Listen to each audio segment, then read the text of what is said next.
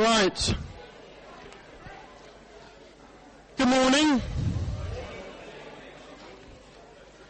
Isn't it nice of those that have been able to be here today? I actually quite like it when there's no one here. It feels, I don't know, friendly and more relaxed. Good, right. So we're going to have our reduced service today. So we should be done by 11:30. If you're good, I might let you home early, but I'm sure you'll all be begging for more. We haven't got a main talk this morning. We're going to have some group discussion type things, perhaps with some feedback. That's really weird, because the way I sound from here is like a moan as opposed to a sound of excitement. Isn't that weird? Just obviously when it came out of your mouth to when it came to my ear, there must have been something in the acoustics that changed the sound. We are going to start with a little video clip though. And after the video clip there's going to be some questions. So, particularly those children amongst us might want to pay attention. There's not many of you, so you'll have to work extra hard. Because I think maybe some of the adults won't know the answers to some of my questions. I don't know the answers to some of my questions, so I really hope you guys do. If you're new today, welcome. Over the summer we tend to have a slightly different format. So if you're not sure what's going on, really no one else necessarily is either. Good, right, Clive. Or can we lose the lights, please? That was fun, wasn't it? Right. Now I didn't have a chance to watch the whole thing. So I'm just curious. Let's just do some basic questions just to warm us up. Who can tell me what film it is? Aladdin. Good. All those. Well done for those that put your hands up. That's very good. Who's the blue man? Genie of the Lamp. Full title. Well done. Right. Someone tell me, what does the blue man do? No hands, only... Yep, Jamie? Sorry, Cameron, yes. 3 wishes. Right, okay. Now, getting them out of the cave... Did that count as his first wish? Does anyone know? No, it didn't. Right, so he got a wish for free. That's very good. Right. Now, can someone tell me, hands up, who can tell me what his 3 wishes were? Does anyone know? Put your hand up if you know. Josiah has an unfair advantage because it's his DVD. Right, Josiah? Well, his first wish was to become a prince, and he couldn't speak on his second wish, but the genie knew which wish it was, to be rescued from underwater, and his last wish was to free the genie. Oh, to free the genie! How very kind of him. So it's like only one kind of real wish, one emergency wish, and then one philanthropic wish. What a very nice individual. Right, in 3s or 4s, just groups around where you are, just spend a couple of minutes coming up with some ideas of what, if you had 3 wishes, what would you wish for? Right, have you got some good answers? Yeah? Some good answers? Yeah, have you got some good answers? Some good ideas? Right. Right, let me draw you back then. So if you had 3 wishes, if you had a genie in the bottle, who wants to tell me what their 3 wishes would be? Where are we? Okay, back here. Right. Was that Andy? No negative emotional memories like disappointment and stuff like that. For Jesus to come again and secure future for our children and that kind of stuff. Okay. Good. Very grown up. Good. Anyone else? No? Yes? No? Yes, go on. To be in the Olympics. To be in the Olympics. Would anyone... I'm thinking about being in the Olympics. I'm going to do, in 4 years' time, the ladies' 200-metre rowing. That'd be good. My first wish would be to have peace within me, no worries. The second one would be for my children to grow up and be who God has called them to be. And the third one would be to have lots of money, have the wisdom of how to do it and of how to use it, and not let it corrupt me. Very good, very good. Anyone wish to have superpowers? You did. Hey, Josiah, me, the only ones that wish for superpower. Heidi might have done. Right, okay. Right, Josiah. Well, I will wish to be so rich to take over the world and be so invincible and powerful. Okay, so superpowers. Right, and Heidi, you were saying yours was? I wish to be like Mary Poppins, to clean and tidy my house with the click of my fingers. That's very good, because in every job there is to be done, there's an element of fun. You find the fun and snap, the job's a game. Well, I can start singing now. And Zachary, what were your 3 wishes? I'm trying to Spider-Man doggy. Spider-Man doggy. Awesome. Good. Your 3 wishes? Jetpack. Okay, good, that's one. Did you have any others? Gold and treasure. Golden treasure. Good, okay. Right, any other top 3 wishes? I see a hand over there.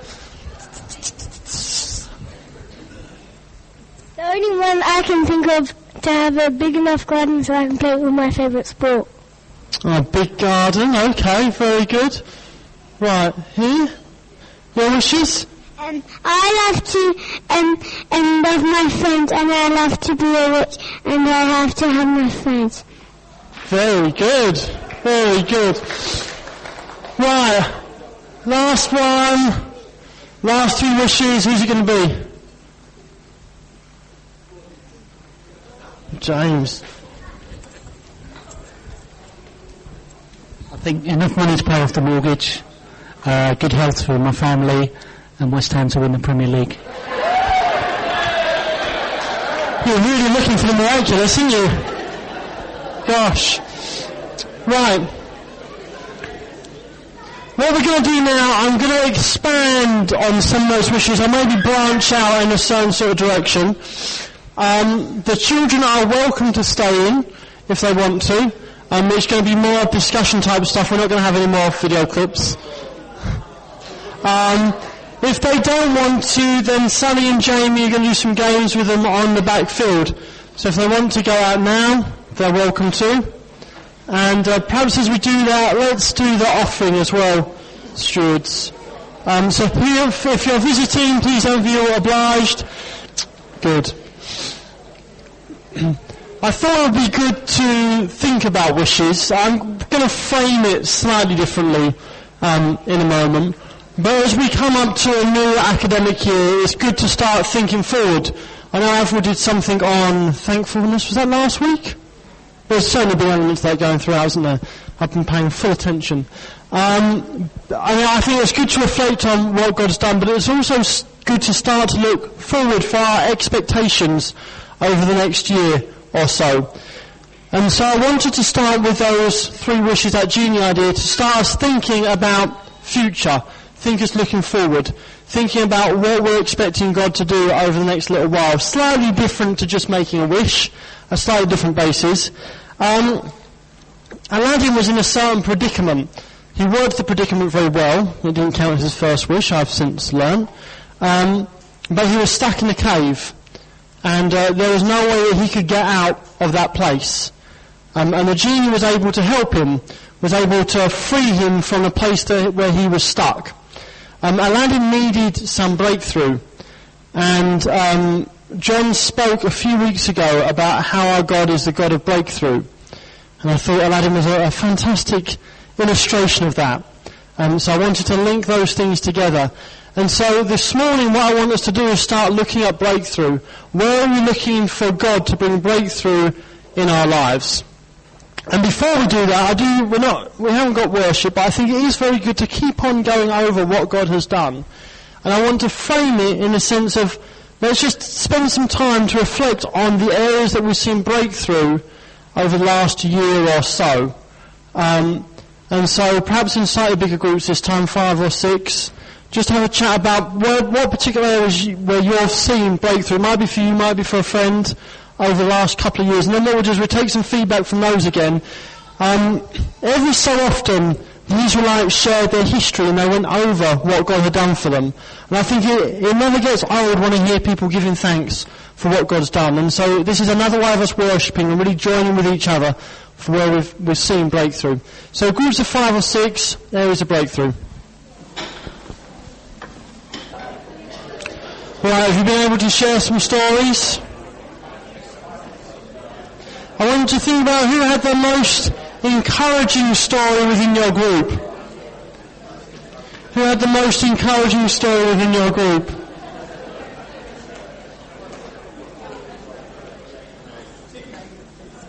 Right, who wants to share a story first?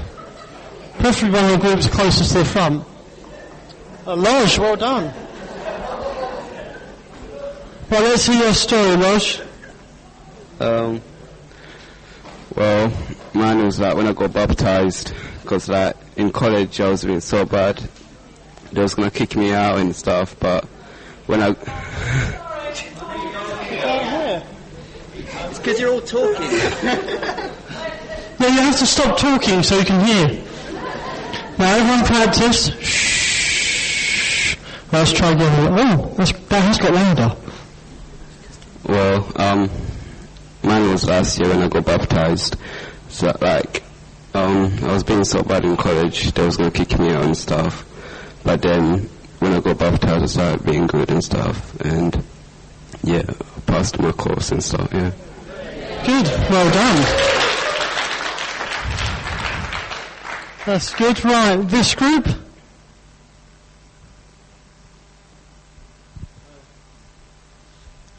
A year ago on a church holiday, we came back and a neighbour had cut in half our hedge.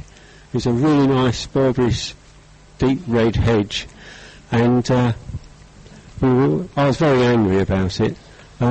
So we had this problem with our neighbours, and someone at church said we ought to be known as the man of God on the street, you know, which was a bit of a contrast. Well, it's changed now because God judged the man, and you know he's dead now.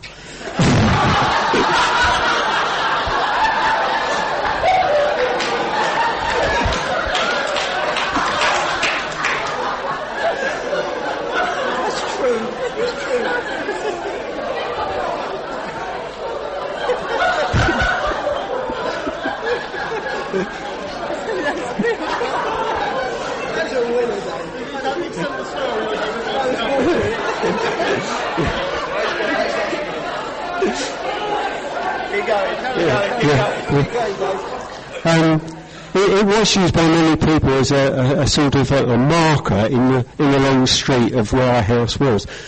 So it was important to several people. But you know, the poor man had a weak heart and he died. But since then, although the family were upset that their dad had let them down, we've been able to get on really well with them since. And the wife comes to the neighbourhood cafe with us every Thursday morning. And we're communicating with the sons, and quite friendly. Good. I really wonder where it was going to go there. Dear me. I'm sure God feels very strongly about your hedge as well. I'm not sure if quite that strongly. But so the point being, from what could have been a very contentious issue, God actually brought you to a place where you could support the family of the next door neighbour.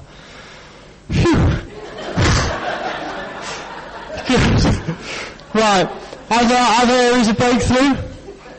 What have we got? Okay, well done.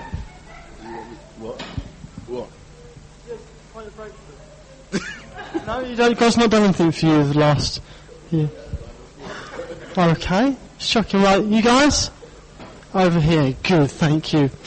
Everyone's a little bit summary at the moment.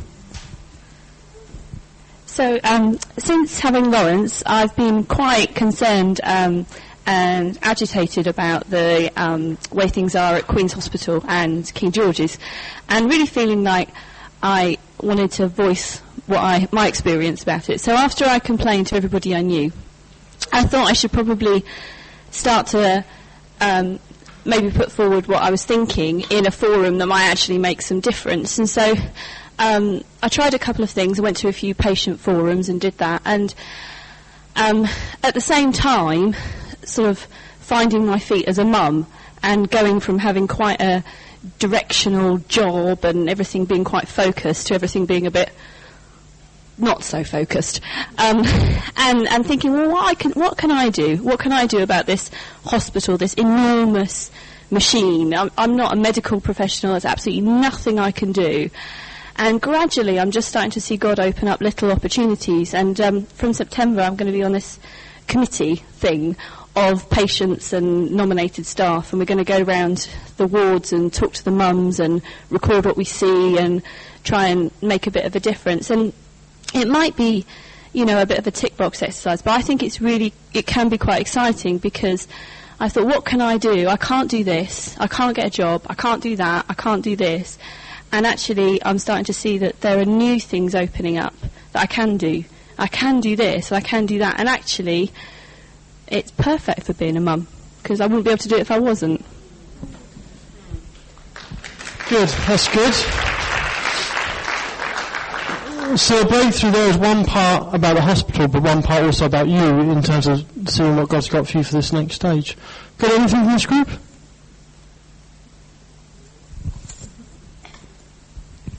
I think I've had a couple of really difficult years and battling with health and stuff, and also battling with how that made me feel emotionally and how I kind of saw the world. But I really met with God and also did the Crossroads.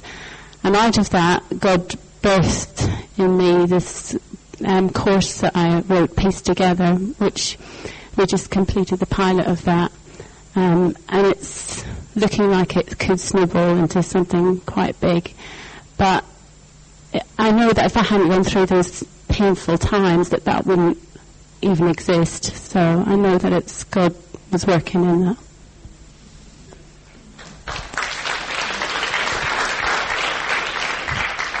Isn't it nice when we start to realise the meaning behind some of those processes that we go through, and then we can use them for helping others as well? You already know, are you? I saw a lot of breakthrough in Freetown, and what's been cool with that is whenever we wanted something to happen, God will, and we felt that there was no way of bringing that up. Something would happen that would expose that, and we'll be able to deal with it. And it's just been constant. And since I've left, George hasn't come back in the picture, and the guys are just getting on with the work. And there's almost no sign of him around, and that's just God's breakthrough. That really is.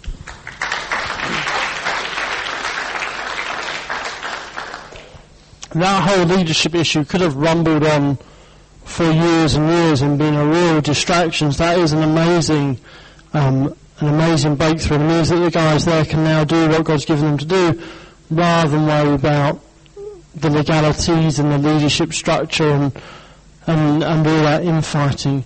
Good, right, any other things?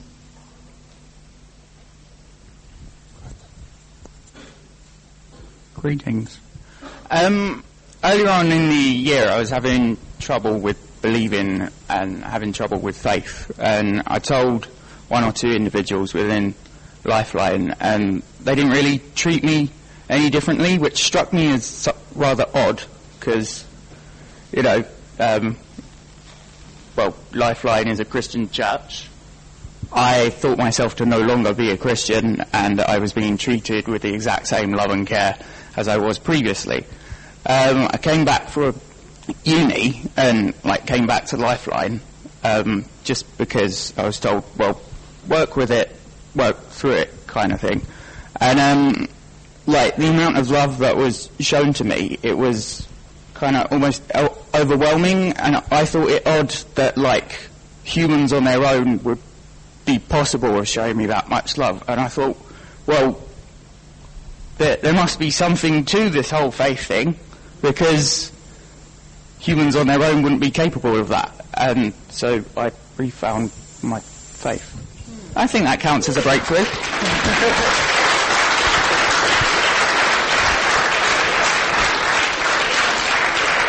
Yeah, that's a pretty good breakthrough.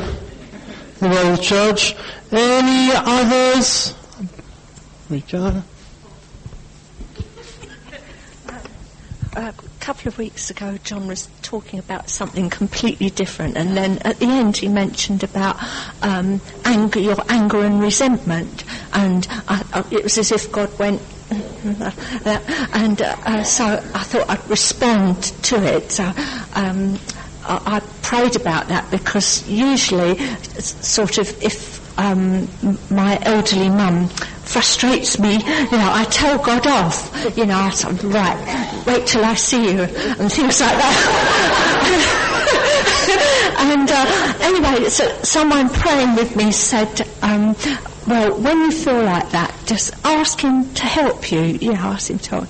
So I won't go into what was going on, but so I said, well, Lord, I can't do anything about this, Lord. I'm really asking you for help. And then I went back to bed. I said, I'm going back to bed now, and I'm trusting you to help me. And peaceful night after that. So I could sort of recommend that by personal experience.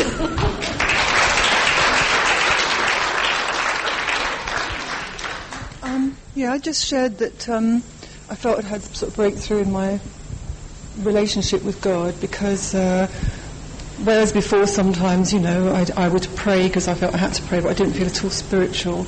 I felt more recently that, I'm sort of connecting with God. I've got my relationship with God, and it's like every minute of the day almost, and He's sort of I really feel the help and support He's giving me. And it's not always in the big things. I couldn't sort of ask for something that was unrealistic, but it's just like the little things, and it's more about how He affects my heart and my relationships with people. And I was sharing with them that, with my son, sometimes it's incredibly difficult because, how mothers love their sons and parents, but he's suffered with very serious depression for some time now. And basically, it's just in the way that God's helped me to cope with that and given me the wisdom and the gentleness and just the wherewithal just to cope. And that's been amazing, absolutely amazing. And it's very easy in those situations to think, what have I done wrong?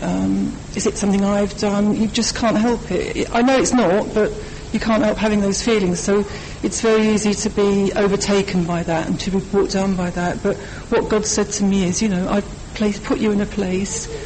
I don't understand why this happens, but He's put me in a place, and the place where He's put me at school, He's enabled me to give so much love to the children I work with. And David and Amanda encouraged me to share this a while ago, and I just didn't sort of have the nerve to come up the front. But at least on 3 occasions, this is every year, particular children I've worked with, I've had the parents sort of come up to me and say, I cannot believe the difference in my child, not just in the way they're working, just their attitude. And since my child has worked with you, my child is completely different. It's like the start of a new, different child, and I just felt this. Somehow God has said to me that, I do value you. I have given you gifts. That's it really. It's just being aware, suddenly being aware that God hasn't deserted me. He's not deserted me at all. He's using me all the time and usefully. Yeah, that's good. That's good. I'm sure God was very worried about Lorraine having those words with him. I think that's probably the only reason he answered her prayer.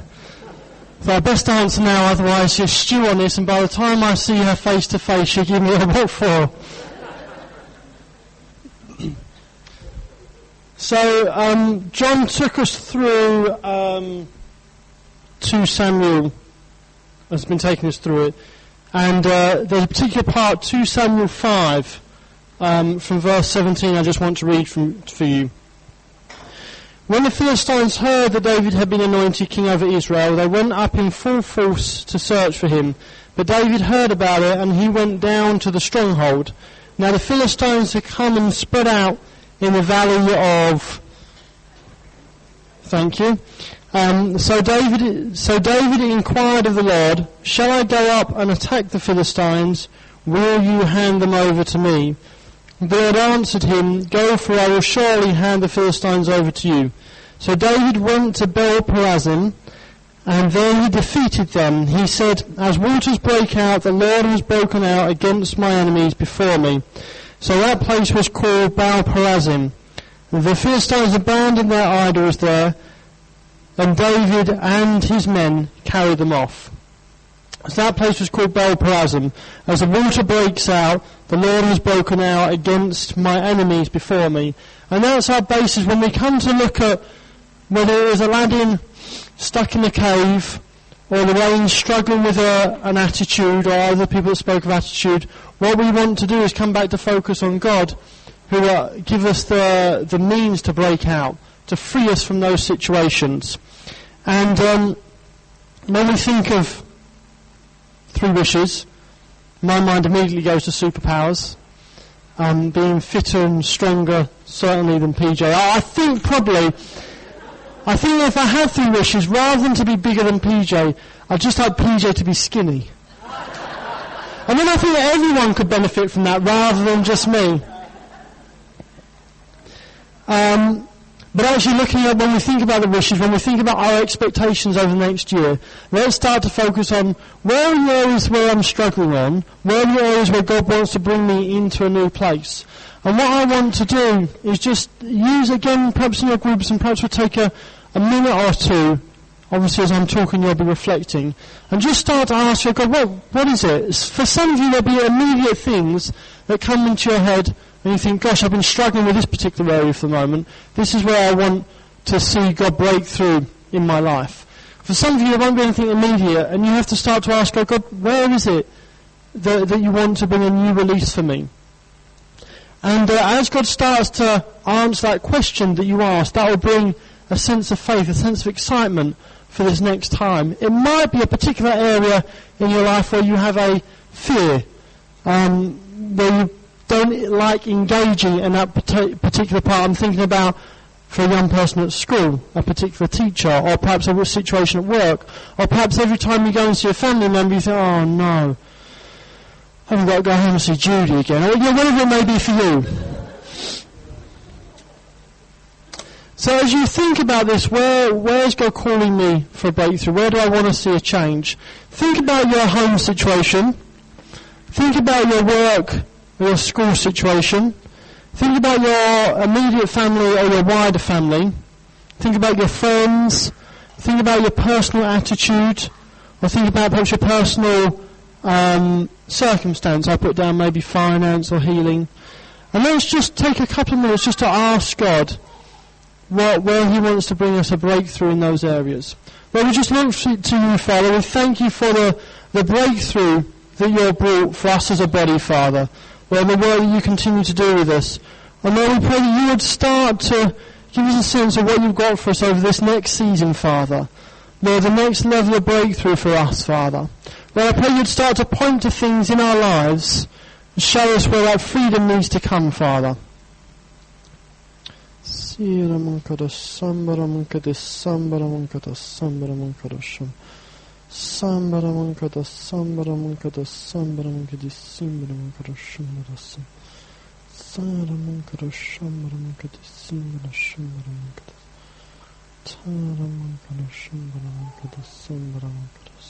Okay, I want to use those groups again, and I just want you to reflect upon this idea.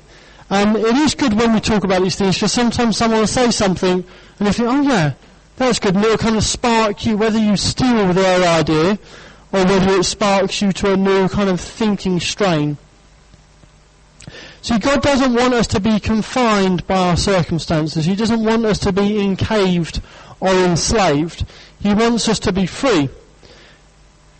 And so when I started to think about this whole area of wishes, of vision, of expectation, I think what we have to come to first is what's God say? There's got to be a sense of hearing God, because our faith comes from hearing Him. It plants something in us. It plants a seed, a thought that it might be possible. Something may be different. And so let's just use the last 15 minutes or so in your groups just to share what different people have. You might find someone's got something immediately and others don't, in which case then take some time to pray for that person and see what God says to you. Share what God says to you. You're doing it within a group, so we can all kind of weigh together. And then perhaps talk to the next person. Maybe then someone else will have something that comes into their mind. And we'll use the next 15 minutes to do that. Does that make sense? Good. Step 2. Okay. Let me just pause you.